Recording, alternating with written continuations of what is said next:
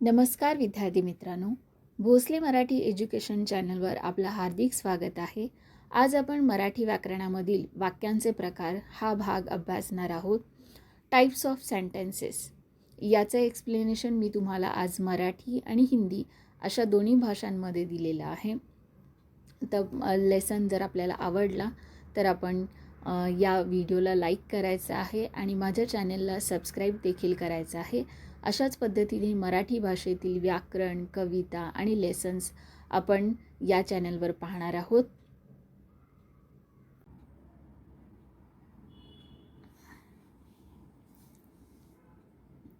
चला तर मग आज आपण पाहणार आहोत वाक्यांचे प्रकार, टाइप्स ऑफ सेंटेन्स. उद्देश व विधेय, ऑब्जेक्ट अँड प्रेडिकेट. ओके, तर अर्थपूर्ण शब्दांच्या समूहाला वाक्य असे म्हणतात. तर वाक्य म्हणजे काय? तर अर्थपूर्ण शब्दांच्या समूहाला वाक्य असे म्हणतात.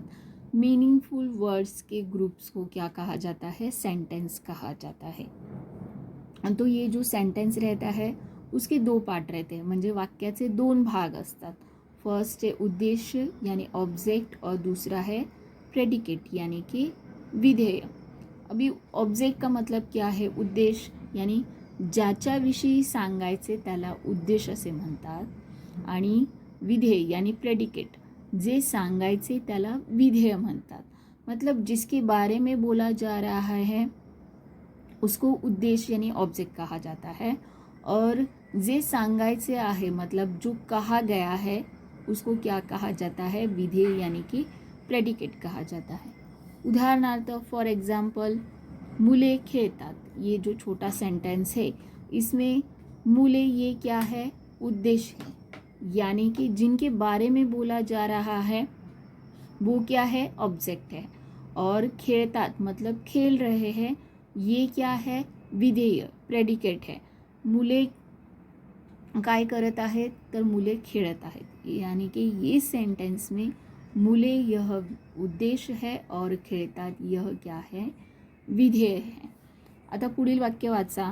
आमच्या गावची मुले रोज मैदानात खेळतात. अभी इस सेंटेंस में उद्देश्य क्या है?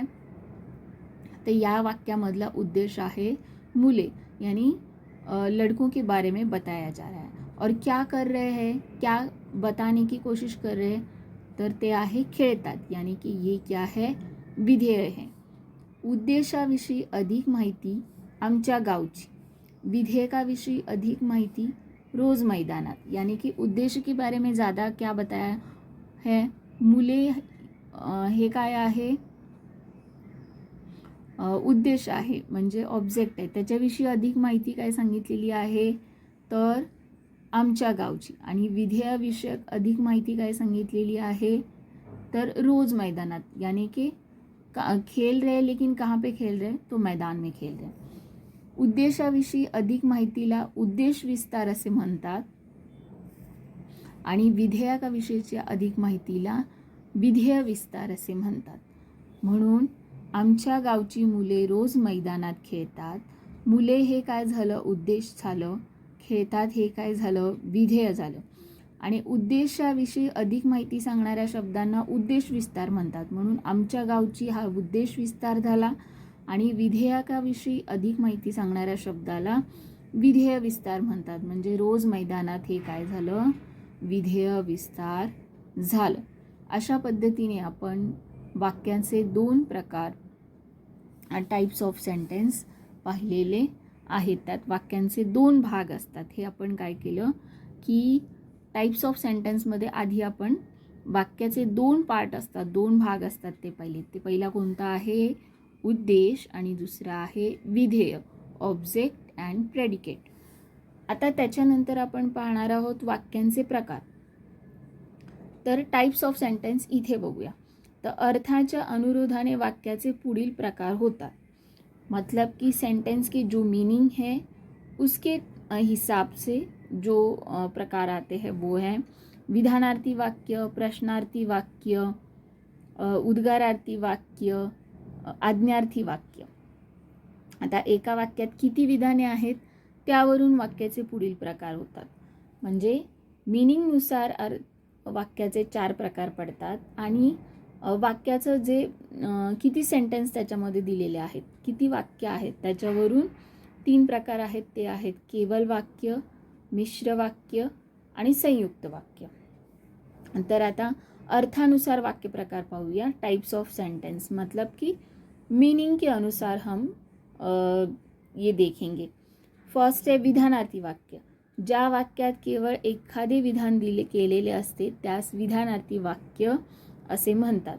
म्हणजे जिथे फक्त सिंपल सेंटेन्स दिलेलं असतं तिथे कोणतं वाक्य होतं? विधानार्थी वाक्य. मी दररोज शाळेत जातो. जहाँ पे सिंपल सेंटेंस बताया गया रहता है उसको क्या कहते हैं? विधानार्थी वाक्य. प्रश्नार्थी वाक्य. ज्या वाक्यात प्रश्न विचारला जातो त्यास प्रश्नार्थी वाक्य म्हणतात. जिस सेंटेंस में क्वेश्चन पूछा जाता है उसे क्या कहा जाता है? प्रश्नार्थी वाक्य. उदाहरणार्थ तुझ्या शाळेचे नाव काय आहे? इथे काय विचारला गेलेला आहे? प्रश्न. तिसरं आहे उद्गारार्थी वाक्य. ज्या वाक्यात भावनांचा उद्गार असतो त्यास उद्गारार्थी वाक्य म्हणतात. मतलब कि जिसमें हमारे इमोशंस दिखाई देते हैं उस सेंटेंस को क्या कहा जाता है? उद्गारार्थी वाक्य. उदाहरणार्थ शाबास, खूप चांगले गुण मिळाले तुला. चौथं आहे आज्ञार्थी वाक्य. ज्या वाक्यात आज्ञा किंवा आदेश दिला जातो त्यास आज्ञार्थी वाक्य म्हणतात. म्हणजे कि जिस सेंटेंस में ऑर्डर दिए जाते हैं उन्हें क्या कहा जाता है? आज्ञार्थी वाक्य. मुलांनो शिस्तीने वागा.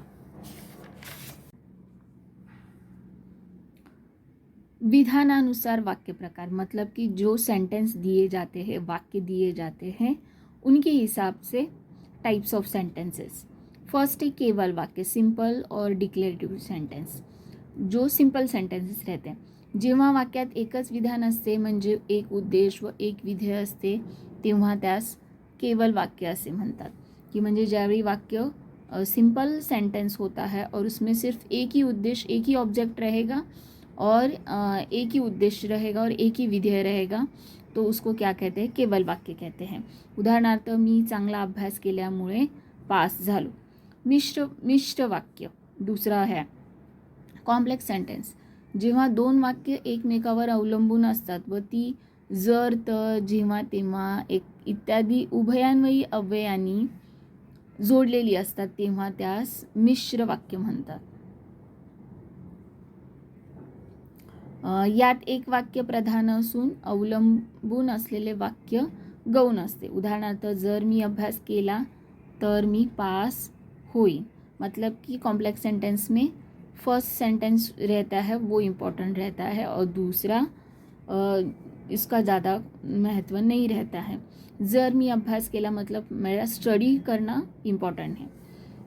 संयुक्त वाक्य कंपाउंड सेंटेन्स. जेव्हा दोन प्रधान वाक्य एकमेकांना आणि, व, किंवा, अथवा इत्यादी उभयान्वयी अव्ययांनी जोडलेली असतात. मतलब जो दो सेंटेंस रहेंगे और वो कौन से आणि, व, अथवा इन शब्दों से जोड़े जाएंगे तो उस सेंटेंस को क्या कहा जाता है? संयुक्त वाक्य कहा जाता है, यानी कंपाउंड सेंटेंस कहा जाता है. उदाहरणार्थ मी चांगला अभ्यास केला आणि पास झालो. मी चांगला अभ्यास केला ये एक सेंटेंस है आणि पास झालं ये दूसरा सेंटेंस है और दोनों सेंटेंस को किसने जोड़ा है? आणि इस वर्ड ने जोड़ा है. तो इसको क्या कहते हैं? संयुक्त वाक्य. वाक्य रूपांतर दोन वाक्य. पाऊस पडला आणि अंगण ओले झाले. तो अगर इसका सिंपल सेंटेंस बनाया जाए तो केवल वाक्य कैसे होगा? पाऊस पडल्यामुळे अंगण ओले झाले. आणि जेव्हा पाऊस पडला तेव्हा अंगण ओले झाले. मिश्र वाक्य मतलब ये सेंटेंस तेव्हा इस वर्ड से जोड़ा गया है उसके लिए वो मिश्र वाक्य है. और संयुक्त वाक्य कब का कहा जाता है? पाऊस पडला आणि अंगण ओले झाले. यहाँ पे आणि इस शब्द से सेंटेंस जोड़ा गया है. तो आज इस प्रकार हम लोगों ने कौन कौन से सेंटेंस देखे? केवल वाक्य, मिश्र वाक्य, संयुक्त वाक्य. ओके. अशा प्रकारे विद्यार्थी मित्रांनो आज आपण शिकलो वाक्यांचे प्रकार म्हणजे टाइप्स ऑफ सेंटेन्स. त्यात सुरुवातीला आपण वाक्याचे दोन भाग पाहिले म्हणजे दोन पार्ट पाहिले. फर्स्ट आहे उद्देश आणि विधेय, ऑब्जेक्ट अँड प्रेडिकेट. त्याच्यानंतर उद्देशाविषयी माहिती देणाऱ्या शब्दांना उद्देश विस्तार असे म्हणतात आणि विधेयाविषयी माहिती देणाऱ्या शब्दांना विधेय विस्तार असे म्हणतात. हे आपण वाक्यांचे भाग बघितले. त्यानंतर आपण पाहिले वाक्यांचे प्रकार.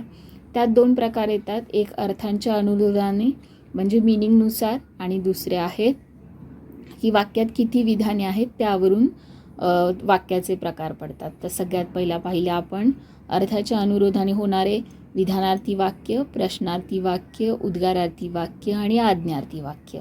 आणि वाक्यात किती विधानं आहेत त्यावरून आपण पुढील प्रकार पाहिले, केवल वाक्य, मिश्र वाक्य आणि संयुक्त वाक्य. अशा पद्धतीने आपण आज ग्रामरचा व्याकरणाचा एक भाग बघितलेला आहे, टाईप्स ऑफ सेंटेन्स. याचा तुम्हाला स्पष्टीकरण आवडलं असल्यास माझ्या व्हिडिओला लाईक करा आणि चॅनलला सबस्क्राईब करा. इथून पुढे असेच व्याकरणाचे भाग आणि लेसन्स तुम्हाला या चॅनलवर बघायला मिळतील. धन्यवाद.